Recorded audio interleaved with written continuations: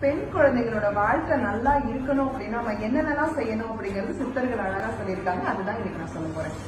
10 வயசுக்கு மேல இந்த பெண் குழந்தைங்க அவங்க கையால சமைச்சு கோயில் முன்னாடி இருக்கிறவங்களுக்கு பேரு அதித்தின்னு சொல்லுவாங்க.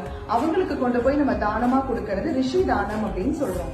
10 வயசுல இருந்து 11 வயசுக்குள்ள இந்த மாதிரி குழந்தைங்க கையால நம்ம தானம் கொடுக்கறது அவங்களுக்கு காப்பு சக்தியை கொடுக்குது. இது திருமணத்துக்கு அப்புறம் அவங்களுக்கு வர எந்த ஒரு பிரச்சனைகளுக்கும் காப்பு சக்தியா இருக்கும். 11 வயசுல இருந்து 12 வயசுக்குள்ள இவங்க இந்த மாதிரி தானம் கொடுக்கறது சாகர சித்தி அவங்களுக்கு கொடுக்குது. இந்த சித்தி அவங்க கர்ப்ப காலத்துல வர எந்த ஒரு பிரச்சனைக்கும் ஒரு பெரிய காப்பு சக்தியா இருக்கும்.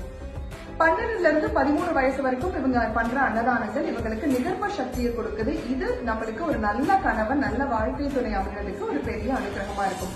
13 வயசுல இருந்து 14 வயசு இவங்க பண்ற தானங்கள் சாரணிய சக்தி இவங்களுக்கு கிடைக்குது. நம்ம நினைச்ச மாதிரி வாழ்க்கை அமைகிறதுக்கு இது ஒரு பெரிய உதவியா இருக்கும்.